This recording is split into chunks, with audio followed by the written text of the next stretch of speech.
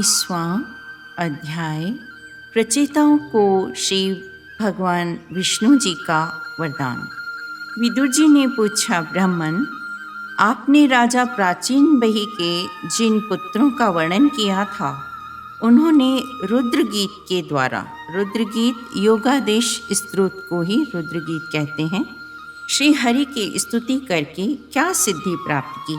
मोक्षाधिपति श्री नारायण के अत्यंत प्रिय भगवान शंकर का अकस्मात सानिध्य प्राप्त करके प्रचेताओं ने लोक में अथवा परलोक में भी उन्होंने क्या पाया, वह बतलाने की कृपा करें। श्री मैत्रेय जी ने कहा, विदुर जी, पिता के आज्ञाकारी प्रचेताओं ने समुद्र के अंदर खड़े रहकर रुद्रगीत के जप रूपी यज्ञ और तपस्या के द्वारा समस्त शरीरों के उत्पादक भगवान श्री हरि को प्रसन्न कर लिया। पुराण पुरुष श्री नारायण अपनी मनोहर कांति द्वारा सौम्य विग्रह से उनके सामने प्रकट हुए। गरुड़ जी के कंधे पर बैठे हुए श्री भगवान ऐसे जान पड़ते थे मानो सुमेरु के शिखर पर कोई शाम घटा छाई हो। अपनी दिव्य प्रभा से वे सब दिशाओं का अंधकार दूर कर रहे थे और मनोहर मुखमंडल की अपूर्व शोभा हो रही थी। उनके मस्तक पर झिलमिलाता हुआ मुकुट शोभायमान था। प्रभु की 8 भुजाओं में 8 आयुध थे। मुनि और पार्षदगण सेवा में उपस्थित थे तथा गरुड़ जी समय समय पर पंखों की ध्वनि से कीर्तिगान कर रहे थे। आदि पुरुष श्री नारायण ने इस प्रकार पधार कर अपने शरणागत प्रचेताओं की ओर दया दृष्टि से निहारते हुए मेघ के समान गंभीर वाणी में कहा। श्री भगवान ने कहा, राजपुत्रों, तुम्हारा कल्याण हो। तुम सब में परस्पर बड़ा प्रेम है और स्नेहवश तुम एक ही धर्म का पालन कर रहे हो। तुम्हारे इस आदर्श सौहार्द्र से मैं बड़ा प्रसन्न हूँ। मुझसे वर मांगो। जो पुरुष सायंकाल के समय प्रतिदिन तुम्हारा स्मरण करेगा, उसका अपने भाइयों से अपने ही समान प्रेम होगा तथा समस्त जीवों के प्रति मित्रता का भाव हो जाएगा। जो लोग सायंकाल और प्रातःकाल एकाग्रचित्त से रुद्रगीत द्वारा मेरी स्तुति करेंगे, उनको मैं अभीष्ट वर और शुद्ध बुद्धि प्रदान करूँगा। तुम्हारे एक बड़ा ही विख्यात पुत्र होगा। वह गुणों में किसी भी प्रकार ब्रह्मा जी से कम नहीं होगा तथा अपनी संतान से तीनों लोकों को पूर्ण कर देगा। राजकुमारों, कंड ऋषि के तपोनाश के लिए इंद्र की भेजी हुई ब्रह्मलोचना अप्सरा से एक कमल नयनी कन्या उत्पन्न हुई थी। उसे छोड़कर वह स्वर्गलोक को चली गई। तब वृक्षों ने उस कन्या को लेकर पाला पोसा। अतः तुम शीघ्र ही उस देवोपम सुंदरी कन्या से विवाह कर लो। तुम लोग मेरी कृपा से 10 लाख दिव्य वर्षों तक पूर्ण बलवान रहकर अनेकों प्रकार के पार्थिव और दिव्य भोग भोगोगे। अंत में मेरी अविचल भक्ति से हृदय का समस्त वासना रूपी मल जल जाने पर तुम इस लोक तथा परलोक के नरक तुल्य भोगों से उपरत होकर मेरे परम धाम को जाओगे। प्रचेताओं ने कहा, प्रभु, आप भक्तों के क्लेश दूर करने वाले हैं। हम आपको नमस्कार करते हैं। भगवान, आपका यह स्वरूप संपूर्ण क्लेशों की निवृत्ति करने वाला है। हम अविद्या, अस्मिता, राग और द्वेष क्लेशों से पीड़ित के सामने आपने हम अपने स्वरूप को प्रकट किया है। इससे बढ़कर हम पर और क्या कृपा होगी। अमंगलहारी प्रभु, दीनों पर दया करने वाले समर्थ प्रभु, आप इतनी ही कृपा करें कि समय समय पर आप हमारे हैं इस प्रकार का स्मरण बना रहे। आप जन्म मरण रूप दुस्साध्य रूप के श्रेष्ठतम वैद्य हैं। अतः अब हमने आपका ही आश्रय लिया है। प्रभु, हमने समाहित चित्त से जो कुछ अध्ययन किया है, निरंतर सेवा शुश्रूषा करके गुरु, ब्राह्मण और वृद्धजनों को प्रसन्न किया है तथा दूष बुद्धि त्याग कर श्रेष्ठ पुरुष, सुहृदगण, बंधु वर्ग एवं समस्त प्राणियों की वंदना की है और अन्न आदि को त्याग कर दीर्घ काल तक जल में खड़े रहकर तपस्या की है, वह सब आपके संतोष का कारण हो, हम यही वर मांगते हैं।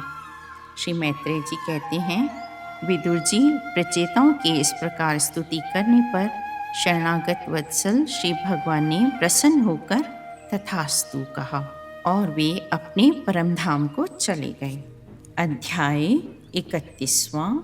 प्रचेताओं को श्री नारद जी का उपदेश और उनका परम पद लाभ। श्री मैत्रेय जी कहते हैं, विदुर जी, कई वर्ष बीत जाने पर जब प्रचेताओं को विवेक हुआ तब उन्हें भगवान के वाक्यों की याद आई और वे अपनी भार्या मारिशा को पुत्र के पास छोड़कर तुरंत घर से निकल पड़े। वे पश्चिम दिशा में समुद्र के तट पर, जहाँ जाजली मुनि ने सिद्धि प्राप्त की थी, जा पहुँचे और जिससे समस्त भूतों में एक ही आत्म तत्व विराजमान है ऐसा ज्ञान होता है, उस आत्मविचारक रूप ब्रह्म सत्र का संकल्प करके बैठ गए और संयोग से वहां पर नारद जी भी पहुंचे। नारद जी को देखकर प्रचेताओं ने कहा, देवर्षि, आपका स्वागत है। आज बड़े भाग्य से हमें आपका दर्शन हुआ है। ब्राह्मण, सूर्य के समान आपका घूमना फिरना भी ज्ञान लोक से समस्त जीवों को अभय दान देने के लिए ही होता है। श्री नारद जी ने कहा, राजाओं, इस लोक में मनुष्य की वही जन्म, वही कर्म, वही आयु, वही मन और वही वाणी सफल है जिसके द्वारा सर्वात्मा सर्वेश्वर श्री हरि का सेवन किया जाता है। श्री मैत्रेय जी कहते हैं, विदुर जी, भगवान नारद ने प्रचेताओं को इस उपदेश के साथ साथ और भी बहुत सी भगवत संबंधी बातें सुनाई और इसके पश्चात वे ब्रह्मलोक को चले गए। राजन, इधर मैत्रेय जी के मुख से यह भगवत गुणानुवाद युक्त पवित्र कथा सुनकर विदुर जी प्रेम मग्न हो गए। भक्ति भाव का उद्रेक होने से उनके नेत्रों से पवित्र आंसुओं की धारा बहने लगी तथा उनके हृदय में भगवत चरणों का स्मरण करते हुए अपना मस्तक मुनिवर मैत्रेय जी के चरणों पर रख दिया। विदुर जी कहने लगे, महायोगिन, आप बड़े ही करुणामय हैं।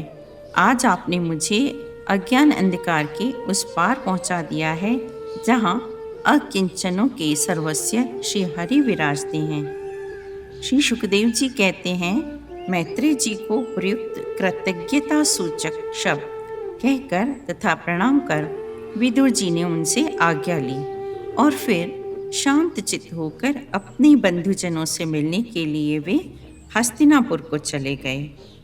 श्री सुखदेव जी कहते हैं, राजन, यहाँ तक स्वयंभू मनु के पुत्र उत्तानपाद के वंश का वर्णन हुआ। अब प्रेमव्रत के वंश का वर्णन भी सुनो। राजा प्रेमव्रत ने श्री नारद जी से आत्मज्ञान का उपदेश पाकर भी राज्य भोग किया तथा अंत में इस संपूर्ण पृथ्वी को अपने पुत्रों में बांटकर वे भगवान के परम धाम को प्राप्त हुए थे। स्कंद चतुर्थ समाप्त। ओम तत्सत्। ओम नमो भगवते वासुदेवाय। श्रीमद् भागवत महापुराण पंचम स्कंद, पहला अध्याय, प्रेमव्रत चरित्र। राजा परीक्षित ने पूछा, मुनि महाराज, प्रेमव्रत तो बड़े भगवत भक्त और आत्माराम थे, उनके गृहस्थाश्रम में कैसे रुचि हुई? ब्राह्मण, मुझे इस बात का बड़ा संदेह है कि महाराज प्रेमव्रत ने स्त्री, घर और पुत्र आदि में आसक्त रहकर भी किस प्रकार सिद्धि प्राप्त कर ली और क्यों कर उनकी भगवान श्री कृष्ण में अविचल भक्ति हुई। श्री सुखदेव जी ने कहा, राजन, तुम्हारा कथन बहुत ठीक है। राजन, राजकुमार प्रेमव्रत बड़े भगवत भक्त थे। श्री नारद जी के चरणों की सेवा करने से उन्हें सहज में ही परमार्थ तत्व का बोध हो गया था। वे निरंतर ब्रह्म अभ्यास में जीवन बिताने का नियम लेने वाले ही थे कि उसी समय उनके पिता स्वयंभू मनु ने उन्हें पृथ्वी पालन के लिए शास्त्र में बताए हुए सभी श्रेष्ठ गुणों से पूर्णतया संपन्न देख राज्य शासन के लिए आज्ञा दी। उन्होंने उसे स्वीकार नहीं किया।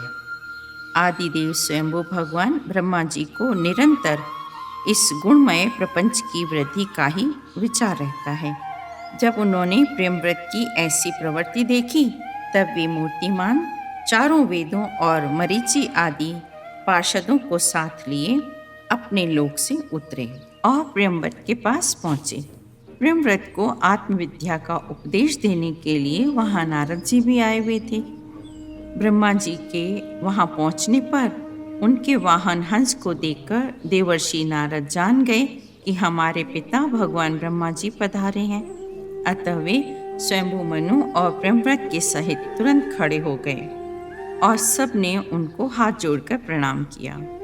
परीक्षित नारद जी ने उनकी अनेक प्रकार से पूजा की और सुमधुर वचनों में उनके गुण और अवतार की उत्कृष्टता का वर्णन किया।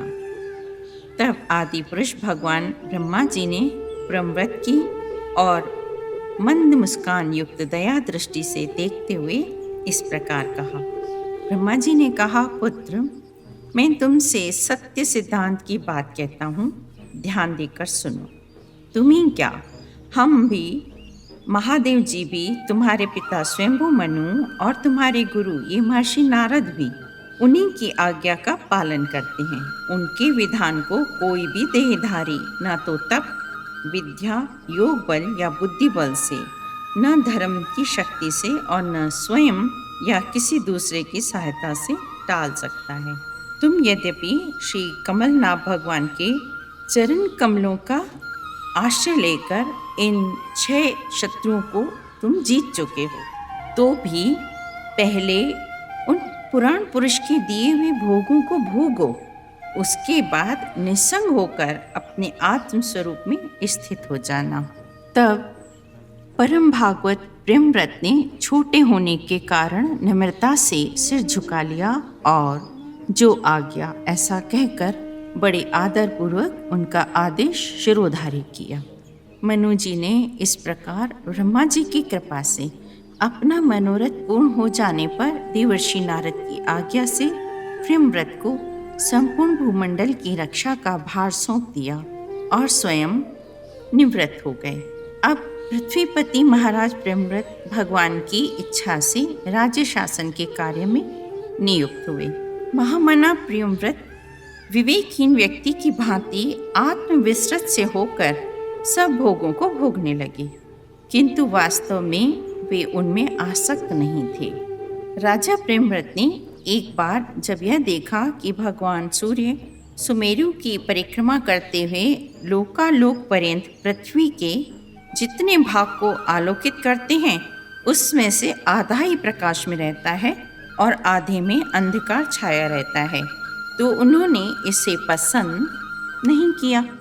तब उन्होंने यह संकल्प लेकर कि मैं रात को भी दिन बना दूंगा, सूर्य के समान ही वेगवान एक ज्योतिर्मय रथ पर चढ़कर द्वितीय सूर्य की भांति उनके पीछे पीछे पृथ्वी की 7 परिक्रमाएं कर डाली। भगवान की उपासना से इनका अलौकिक प्रभाव बहुत बढ़ गया था। उस समय उनके रथ के पहियों से जो लीकें बनी वे ही 7 समंदर हुए। उनमें से पृथ्वी में 7 द्वीप हो गए। उनके नाम क्रमशः जम्बूद्वीप, पलक्षद्वीप, शाल्मली द्वीप, कुशद्वीप, क्रौंचद्वीप, शाकद्वीप और पुष्करद्वीप हैं। इनमें से पहले पहले की अपेक्षा आगे आगे के द्वीप का परिमाण दूना है और ये समुद्र के बाहरी भाग में पृथ्वी के चारों ओर फैले हुए हैं। 7 समुद्र क्रमशः, एक खारे जल का, दूसरा ईख के रस का, तीसरा मदिरा का, चौथा घी का, 5वां मट्ठे का, 6ठा दूध का और 7वां मीठे जल से भरा हुआ है। ये 7 द्वीपों की खाइयों के समान हैं और परिमाण में अपने भीतर वाले द्वीप के बराबर हैं। राजा प्रेमव्रत ने जो कर्म किए उन्हें सर्वशक्तिमान ईश्वर के सिवा और कौन कर सकता है। उन्होंने रात्रि के अंधकार को मिटाने का प्रयत्न करते हुए अपने रथ के पहियों से बनी हुई लीकों से ही 7 समुंदर बना दिए। इस प्रकार अतुलनीय बल पराक्रम से युक्त महाराज प्रेमव्रत देवर्षि नारद की शरण में जाकर इस प्रकार कहने लगे, मुझे इस अविद्याजनित विषम विषय रूप अंधकूप में गिरा दिया। बस बहुत हो लिया, मुझे धिक्कार है, धिक्कार है। इस प्रकार उन्होंने अपने आप को बहुत कुछ भला बुरा कहा। परम आराध्य श्री हरि की कृपा से उनकी विवेक वृत्ति जागृत हो गई। उन्होंने यह सारी पृथ्वी यथा योग्य अपने अनुगत पुत्रों को बांट दी। वे भगवत भक्त नारद जी के प्रेमी भक्त थे। उन्होंने पाताल लोक के, देवलोक के, मृत्युलोक के तथा कर्म और योग की शक्ति से प्राप्त हुए ऐश्वर्य को भी नरक तुल्य समझा था और अपने साम्राज्य का त्याग कर दिया। दूसरा अध्याय अग्निंद्र चरित्र। श्री सुखदेव जी कहते हैं, पिता प्रेमव्रत के इस प्रकार तपस्या में संलग्न हो जाने पर राजा अग्निंद्र उनकी आज्ञा का अनुसरण करते हुए जम्बूद्वीप की प्रजा का धर्मानुसार पुत्र की तरह पालन करने लगे। सत्पुत्र प्राप्ति के लिए पूजा की सब सामग्री जुटाकर सुर सुंदरियों के क्रीड़ा स्थल मंदराचल की एक घाटी में गए और तपस्या में तत्पर होकर एकाग्र चित्त से प्रजापतियों के पति श्री ब्रह्मा जी की आराधना करने लगे। आदिदेव भगवान ब्रह्मा जी ने उनकी अभिलाषा जान ली, अतः अपनी सभा की गायिका पूर्वचित्ती नाम की अप्सरा को उनके पास भेज दिया। अग्निंद्र जी के आश्रम के पास एक अति रमणीय उपवन था। वह अप्सरा उसी में विचरने लगी। उस उपवन में पूर्वचित्ती की विलासपूर्ण सुललित गतिविधि से और पद पद पर उसके नुपुरों की झनकार होने से उसकी मनोहर ध्वनि सुनकर राजकुमार अग्निंद्र ने समाधि योग द्वारा मूंदे हुए नेत्रों को कुछ कुछ खोलकर देखा तो पास ही उन्हें वह अप्सरा दिखाई दी। वह भ्रमरी के समान एक एक फूल के पास जाकर उसे सूंघती तथा अपनी विलासपूर्ण गति क्रीड़ा चापल्य से पुरुषों के हृदय में प्रवेश के लिए द्वार सा बना देती। यह सब देखने से भगवान कामदेव को अग्निंद्र के हृदय में प्रवेश करने का मौका मिल गया और वे उसके अधीन होकर इस प्रकार कहने लगे, सुंदरी, कौन हो तुम? इस पर्वत पर क्या करना चाहती हो? तुम परम पुरुष श्री नारायण की कोई माया तो नहीं हो? प्रियंवर, तुम्हारा भोजन क्या है जिसके खाने से तुम्हारे मुख से हवन सामग्री की सी सुगंध फैल रही है? मालूम होता है कि तुम कोई भगवान विष्णु की कला ही हो। तुम्हारा मुख एक सुंदर सरोवर के समान है। उसमें तुम्हारे चंचल नेत्र भय से कांपती हुई 2 मछलियों के समान और तुम्हारे दांतों की पंक्ति हंसों के समान उज्जवल है और तुम्हारे बाल भौरों के समान शोभायमान है। तुम जब अपने कर कमलों से थपकी मारकर इस गेंद को उछालते हो तब यह दिशा विदिशाओं में जाती हुई मेरे नेत्रों को चंचल कर देती है, साथ साथ मेरे मन में भी खलबली मचा देती है। तपोधन, तपस्वियों के तप को भ्रष्ट करने वाला यह अनूप रूप तुम्हें किसने दिया है? तुमने किस तप के प्रभाव से पाया है? सुखदेव जी कहते हैं, राजन, अग्निंद्र देवताओं के समान बुद्धिमान और स्त्रियों को प्रसन्न करने में बड़े कुशल थे। उन्होंने इसी प्रकार चातुर्य में मीठी मीठी बातों से उस अप्सरा को प्रसन्न कर लिया। वीर समाज में अग्रण्य अग्निंद्र की बुद्धि, रूप, अवस्था और उदारता से आकर्षित होकर वह उन जम्बूद्वीप अधिपति के साथ कई हजार वर्षों तक पृथ्वी और स्वर्ग के भोग भोगती रही। तदंतर नृप पर अग्निंद्र ने उसके गर्भ से नाभि, किम पुरुष, हरिवश, इलाव्रत, रम्यक, हृणम्य, कुरु, भद्राश्व, केतुमाल नाम के 9 पुत्र उत्पन्न किए। अग्निद्र ने जम्बूद्वीप के विभाग करके उन्हीं के समान नाम वाले 9 भूखंड बनाए और उन्हें एक एक पुत्र को सौंप दिया। महाराज अग्निद्र दिन दिन भोगों को भोगते रहने पर भी उनसे अतृप्त ही रहे, इसलिए उन्होंने वैदिक कर्मों के द्वारा इसी लोक को प्राप्त किया जहाँ पितृगण अपने सुकृतों के अनुसार तरह तरह के भोगों में मस्त रहते हैं। तीसरा अध्याय, राजा नाभि का चरित्र। श्री सुखदेव जी कहते हैं, राजन, अग्निद्र के पुत्र नाभि के कोई संतान न थी, इसलिए उन्होंने अपनी भार्या मेरु देवी के सहित पुत्र की कामना से एकाग्रता पूर्वक भगवान यज्ञ पुरुष का यजन किया। जब महाराज नाभि ने श्रद्धापूर्वक विशुद्ध भाव से उनकी आराधना की, तब यज्ञ से नैनों को आनंद देने वाले अवयवों से युक्त अति सुंदर हृदयाकर्षक मूर्ति प्रकट हुई। उनके श्री अंग में रेशमी पीताम्बर था, वक्ष स्थल पर सुमनोहर श्री वत्स चिन्ह सुशोभित था, भुजाओं में शंख चक्र गदा पद्म तथा गले में कौस्तुभ मणि की शोभा थी। संपूर्ण शरीर अंग प्रत्यंग की कांति को बढ़ाने वाले करधनी, हार, बाजूबंद, नुपुर आदि आभूषणों से विभूषित था। ऐसे परम तेजस्वी चतुर्भुज मूर्ति पुरुष विशेष को प्रकट हुआ देखकर ऋषि लोग और यजमान आदि सब लोग बड़े आनंदित हुए, जैसे निर्धन पुरुष अपार धनराशि पाकर फूला नहीं समाता। सभी ने सिर झुकाकर अत्यंत आदर पूर्वक प्रभु की अर्घ्य द्वारा पूजा की और ऋषियों ने स्तुति की।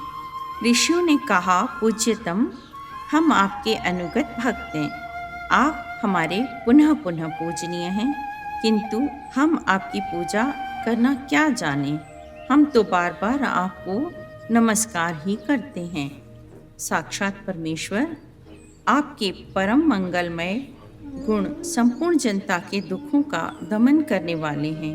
यदि कोई उन्हें वर्णन करने का साहस भी करेगा तो केवल उनके एक देश का ही वर्णन कर सकेगा, किंतु प्रभु, यदि आपके भक्त प्रेम गदगद वाणी से स्तुति करते हुए सामान्य जल और धूप के अंकुर, तुलसी आदि सामग्री से ही आपकी पूजा करते हैं तो भी आप सब प्रकार से संतुष्ट हो जाते हैं। इसके सिवा कहने योग्य न होने पर भी एक और प्रार्थना है। आप साक्षात परमेश्वर हैं। स्वर्ग, अपवर्ग आदि ऐसी कोई वस्तु नहीं है जिसे आप न दे सकें।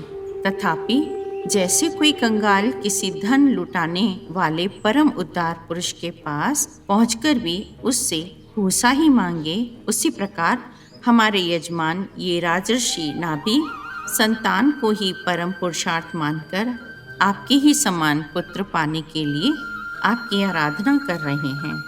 श्री भगवान ने कहा, ऋषियों, बड़ी असमंजस की बात है। आप सब सत्यवादी महात्मा हैं। आपने मुझसे यह बड़ा दुर्लभ वर मांगा है कि राजर्षि नाभि के मेरे समान पुत्र हो। मुनियों, मेरे समान तो मैं ही हूँ, क्योंकि मैं अद्वितीय हूँ।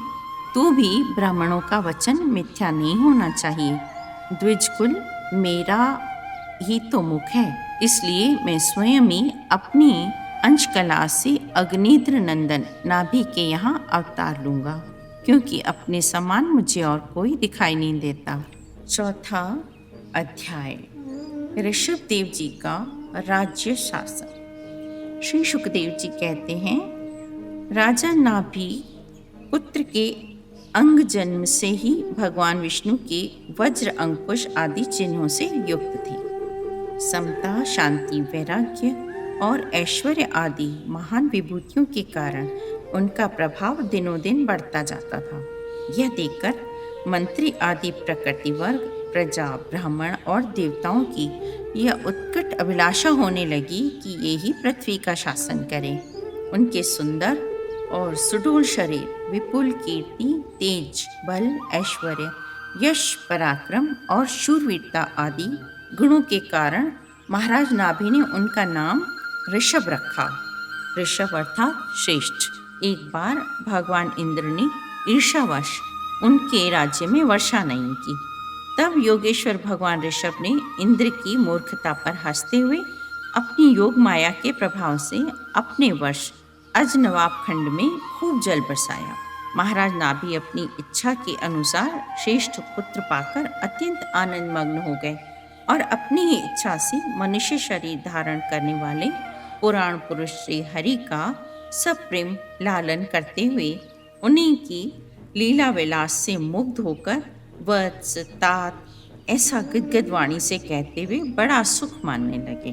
भगवान ऋषभ देव ने अपने देश अजनवाब खंड को कर्म भूमि मानकर लोक संग्रह के लिए कुछ काल गुरुकुल में वास किया। गुरुदेव को यथोचित दक्षिणा देकर फिर गृहस्थ में प्रवेश करने के लिए उनकी आज्ञा ली। फिर लोगों को गृहस्थ धर्म की शिक्षा देने के लिए देवराज इंद्र की दी हुई उनकी कन्या जयंती से विवाह किया तथा श्रोत स्मार्त दोनों प्रकार के शास्त्रोपदिष्ट कर्मों का आचरण करते हुए उनके गर्भ से अपने ही समान गुण वाले 100 पुत्र उत्पन्न किए। उनमें महायोगी भरत जी सबसे बड़े और सबसे अधिक गुणवान थे। उन्हीं के नाम से लोग इस अजनवाब खंड को भारतवर्ष कहने लगे। उनसे छोटे कुशाव्रत, इलाव्रत, ब्रह्मवट, मलय केतु, भद्रसेन, इंद्रस्पक, विदर्भ और कीकट ये 9 राजकुमार शेष 90 भाइयों से बड़े एवं श्रेष्ठ थे। यद्यपि वे सभी धर्मों के सारूप वेद के गूढ़ रहस्य को जानते थे तो भी ब्राह्मणों की बतलाई हुई विधि से साम दान आदि नीति के अनुसार ही जनता का पालन करते थे। भगवान ऋषभ देव के शासन काल में इस देश का कोई भी पुरुष अपने लिए किसी से भी अपने प्रभु के प्रति अनुराग के सिवा और किसी वस्तु की इच्छा नहीं करता था। ओम नमो भगवते वासुदेवाय।